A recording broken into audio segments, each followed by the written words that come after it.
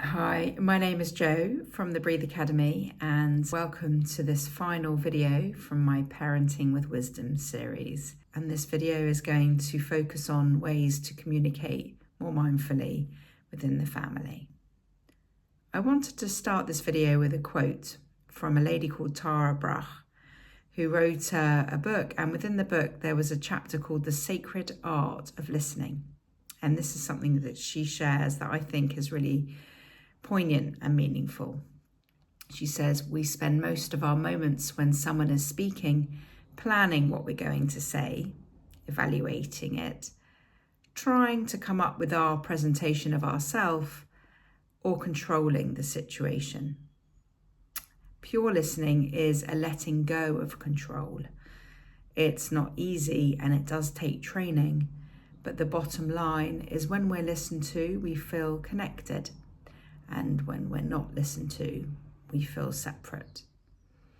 I think it's always worth, after hearing that quote, thinking back to ourselves as maybe a 7, 8, 9-year-old or any period of our childhood when we wanted to be heard and seen by the adult in our life, by anyone taking care of us, and how much that was important to us, to be heard, to be seen. And I don't think that ever changes, that feeling of wanting to be seen, wanting to be heard. But I think it's especially the case when it comes to family, for our children, for the people that we're caring for. So just bearing that in mind, that need that we have as human beings to be heard and seen. And that's really the basis of this video. How do we allow the people in our lives to be more heard and more seen? And the bottom line really is to listen. It's, communication is mostly made up of how we listen. I like the 80-20 rule, which is that 80% of us listens when someone else is speaking, and 20% of us is aware of what's arising internally. So are we reactive? Are we feeling angry? Is there frustration? Is there an urge to speak? Is there something coming up that's uncomfortable? What's coming up for us in this conversation? And that gives us a wisdom and information as to whether we're more likely to be reactive, not listen properly, and can give us the almost early warning sign to breathe, to not allow the urge to interrupt and be right. This strong need to be right can take away the art of communication and the art of agreeing disagreeably, and the ability to move on from a difficult communication or any communication if our sole purpose and intention is to be right. Sometimes it can be useful to remember the saying, is it more important to be right or more important to be happy? Is not to diminish these difficult moments, but sometimes it is worth considering that. So when it comes to communication, especially, this video is being recorded in December with Christmas around the corner, where we're sometimes getting together with family members maybe we don't see very often. Maybe they're particularly triggering. Sometimes when we get into family environments, especially when it's our family before we had our family, our original family, so to speak, it can push us into habits and patterns and roles that we think we maybe have grown out of or we moved on from, and yet there we are back with that sibling having that same row and that irritation. So this is a really useful time to start to practice this type of listening, tuning in, breathing, and coming up with strategies to manage any difficult communication. So the 3 things I would suggest is, 1, I've already mentioned, when we're having a conversation with someone, really noticing that 20% of what's arising so we can help ourselves to feel more grounded. That can be maybe feeling our feet on the floor, can be a really useful way of doing that. So our focus becomes feeling more grounded, coming into the present moment with our body, taking deep breaths, maybe even knowing if it's time to leave the room.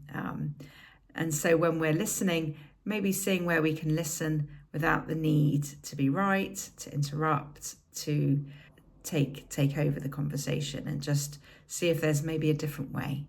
practicing a different way of being. This is really hard because obviously when we communicate, it's very habitual. So knowing that it is a practice and not to be too hard on ourselves. And the second thing I would suggest is, within our own family environment, as modeling for our children, seeing where we can practice that agreeing disagreeably.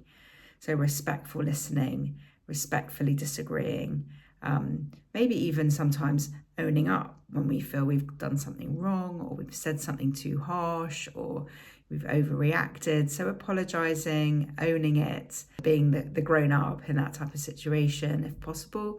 Also owning our own feelings. Sometimes we can have the feeling, you make me feel X, Y, Z, which can be quite hurtful to hear, quite hard, because ultimately we own our own feelings. Yes, other people can offend us and upset us and say things that can be hurtful, but ultimately we own those feelings. So instead of blaming someone else for how we're feeling, it can be a bit more gentle to say, when you do that, this is how it makes me feel. So you're aware and for next time that by doing that, it makes me feel unsafe, unhappy, hurt, whatever is your truth. So the other person then has the opportunity to choose, is that how they really want to be making you feel? It just has a slightly different flavour to it. Also, validating how someone else is feeling. I can see that in this conversation, you seem to be feeling angry, upset. I'm sorry if I'm causing those feelings in you. Can we talk about, why that's bringing that up for you? So having that open communication. And the third thing that can be quite helpful is to have kind of almost family conferences to say, right, can we all just sit down and talk about this one issue, or we've got 2 or 3 things that we need to talk about. So it's not in reaction to something that's gone wrong. So if someone does something annoying over and over again, rather than every time saying, oh, stop, tidy your room, I've asked you to pick up your clothes. We have a family conference, say, right, this is what the expectations of this house are. If you don't do it, this is what's going to happen. You'd be very clear, these are the boundaries. So everybody in the house knows their roles and responsibilities, and they know the consequences of not fulfilling those roles and responsibilities. Maybe it's no pocket money, maybe it's screen time reduction, and really following through with those consequences. So when you talk about it, you can say to the child or whoever, what is it that's stopping you from doing that? What can we do to create this more harmonious way of living, where these are my expectations of you living in this house, to pick up your clothes, to hang up your clothes, whatever. What is it that's stopping you? When could be a better time to do it? So having that really open conversation. And of course, all of this is just practice different ways of being, a more gentle, a more soft approach, and perhaps trying to be a little bit more empathetic to how the other person is or where they are, meeting them a bit more where they are and seeing what difference that might make. So I hope that's been helpful, and I hope you've enjoyed this series of Parenting with Wisdom. Please do get in touch if you've got any questions or you'd like any further support, and I look forward to hopefully seeing you again in the future.